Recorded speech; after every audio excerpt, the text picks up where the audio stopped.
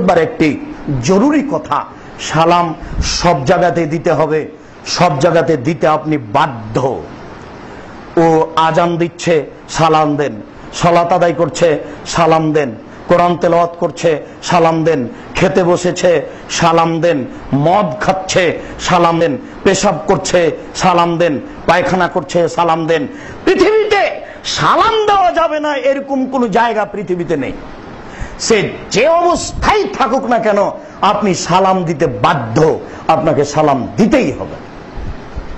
14 জায়গাতে সালাম দেওয়া যায় না বলে ফেকার বইয়ে লেখা আছে, তা একটা নগদ ডাহা মিথ্যা কথা। একদিন একটা লোক অজু করছিল, আমি তো রাস্তার কথা বলি না, অজু করছিল, আমি গাড়ি থেকে নেমে ওখানে গিয়ে সালাম দিয়েছি।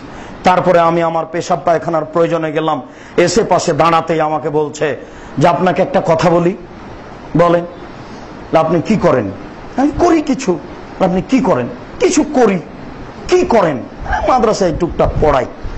তো অজু অবস্থায় সালাম দেওয়া যায় না, প্রমাণ বেকায়দাই পড়ে গেছে।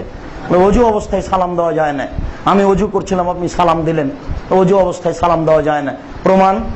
তার কিছু বলে না, তখন ওই এক কথায় খালি বলছে যে সালাম দেওয়া যায় না। বুজুর্গানের দিন এরকম কিছু বলছে।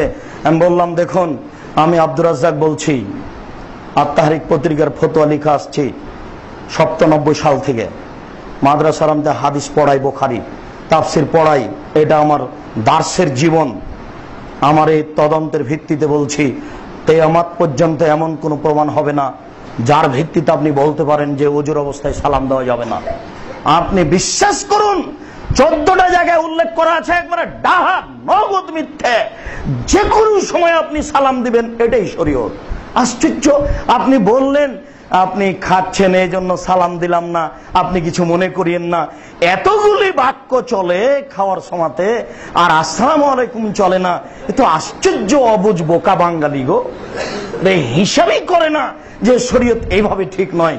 শুনুন, উত্তরের একটু পরিবেশ ভিন্ন আছে।